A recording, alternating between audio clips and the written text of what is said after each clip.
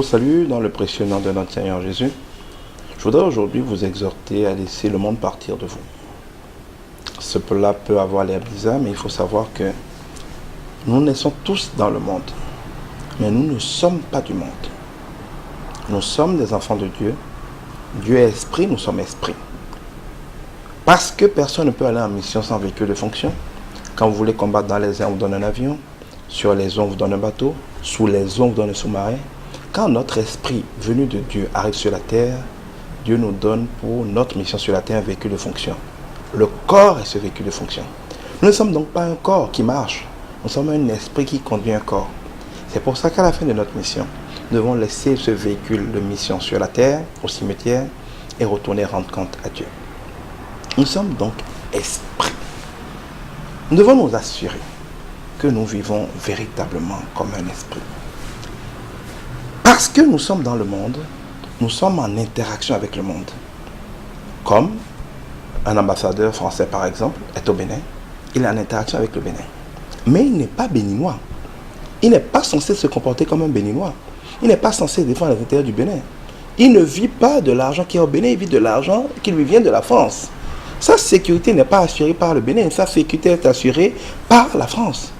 Il est un Français au Bénin, mais à part d'être d'origine française et d'être sur le sol béninois, l'essentiel de ce qui doit guider sa vie, sa manière de penser, de parler, de s'habiller, de manger, tout ça est conforme à ce qui se passe en France. Parce que c'est un citoyen français de passage au Bénin. Ainsi, vous et moi, nous sommes des citoyens du ciel de passage sur la terre. Nous ne sommes pas censés nous comporter comme les gens de la terre qui ne connaissent pas Dieu.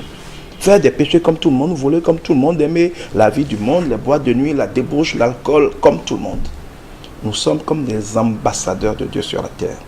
Et notre rôle, c'est de coloniser la terre pour Dieu. Comme tout ambassadeur, nous devons négocier des financements du ciel pour la terre, négocier de l'aide du ciel pour la terre, coloniser la terre pour qu'elle pense comme Dieu pense, parle comme Dieu parle. Nous sommes censés faire en sorte que la culture des hommes soit soumise à la culture de Dieu. Et dans notre fonction comme tout ambassadeur, notre salaire vient du ciel, notre bénédiction vient du ciel, notre sécurité vient du ciel. Nous sommes, comme le dit la parole de Dieu, dans le monde, mais nous ne sommes pas du monde. Nous devons vivre comme des enfants du ciel, de passage sur la terre. Le problème, c'est qu'avant de connaître Dieu, tous les hommes qui sont nés propriétaires du diable. Parce qu'Adam et Ève ont péché et qui se sont vendus à Satan par le péché. Tout homme et toute femme qui naît sur cette terre, d'un homme et d'une femme, est un enfant du diable. Ce n'est pas quelque chose de compliqué, on pourra toujours l'expliquer une autre fois. Si mon mouton va manger chez mon voisin pour 200 000 francs de farine, alors que le mouton ne coûte que 25 000, qu'est-ce que je fais? Je laisse tranquillement mon mouton au voisin. Ça veut dire que mon mouton est devenu le mouton du voisin. Le mouton saisit mon mouton, le voisin saisit mon mouton, parce que mon mouton a été péché chez le voisin. C'est comme ça qu'Adam et Ève ont été saisis par le diable, qui sont devenus la propriété du diable alors qu'ils étaient des enfants de Dieu. Il a fallu que Jésus revienne pour délivrer l'espèce humaine de cela, en devenant le nouvel Adam. Et le problème, c'est que si mon mouton est devenu le mouton du voisin, tous les enfants qui naissent de ce mouton-là appartiennent à qui? Ça appartient au voisin, ça ne m'appartient pas.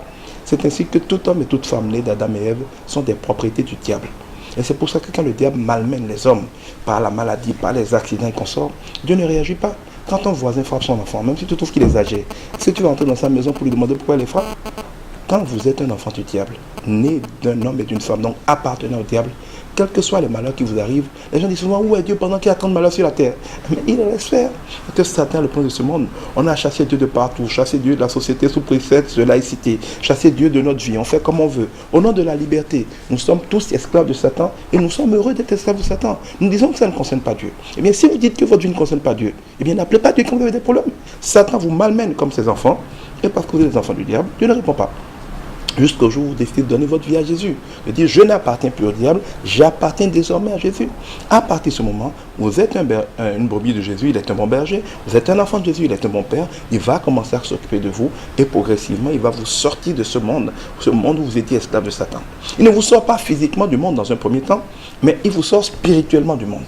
Mais quand il vous sort spirituellement du monde, comme le peuple juif a été sorti d'Égypte par la main de Moïse, il faut encore qu'il sorte le monde de vous. Les enfants de Dieu en Égypte étaient esclaves. Moïse, l'évangéliste, est venu leur annoncer la bonne nouvelle qu'ils étaient désormais libres et que par la puissance de Dieu, ils allaient sortir. Ils sont sortis. Ils se sont trouvés dans le désert.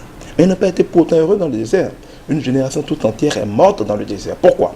Parce qu'ils avaient beau quitter l'Égypte, être délivrés de l'esclavage physiquement, leur esprit était toujours esclave. Et c'est ainsi pour beaucoup d'enfants de Dieu. Ils quittent le monde, ils commencent à aller à l'église, ils deviennent des chrétiens. Ils sont d'une manière ou d'une autre délivrés du monde. Mais est-ce qu'ils ont vraiment perdu le monde? Non, parce que celui qui a été longtemps esclave a appris à penser comme un esclave, a appris à vivre comme un esclave. C'est comme les gens qui restent trop longtemps en prison. Il y a des fois, ils ont peur de sortir parce qu'ils n'ont plus d'amis, ils n'ont plus de famille. Ils se disent, mais quand je veux sortir, je vais faire comment? Il y a des gens qui font tout pour retourner en prison parce que même si la vie en prison est une mauvaise vie, c'est rentré dans leur habitude. Ils sont plus habitués à vivre comme ça que de vivre la vie de liberté. Quand Dieu te sort du monde, que tu deviens chrétien, ne t'attends pas du jour au lendemain à ce que tout aille bien. C'est vrai, Dieu va faire des miracles dans ta vie, il va mettre en branle le salut dans ta vie. Mais avant de réussir à te sauver totalement, il doit petit à petit sortir le monde de toi. Il va te faire perdre l'amertume. C'est ce qui s'est passé à Mara. Cette tendance à garder la rancune, à en vouloir aux gens, ne pas pardonner. Tant que tu ne pardonnes pas, tu ne peux pas te pardonner. Et tant que Dieu ne t'a pas pardonné, il ne peut pas te bénir. Donc, tant aussi longtemps que Dieu ne t'a pas convaincu de pardonner, de vider ton cœur, il ne peut pas te bénir. Or, les voies de Dieu sont aussi éloignées de celles des hommes que le ciel t'éloigne de la terre. La manière dont Dieu nous dit de faire les choses est toujours à l'opposé de la manière dont on fait naturellement les choses. Si tu veux rentrer dans la gloire de Dieu, il ne faut pas juste te déplacer physiquement pour venir à l'église. Il faut laisser Dieu sortir la manière de faire du monde de toi pour t'apprendre à marcher comme un enfant de Dieu marche. C'est alors que tu seras béni. Je prie que le Saint-Esprit t'aide, que Dieu t'aide. Sois béni au nom de Christ Jésus.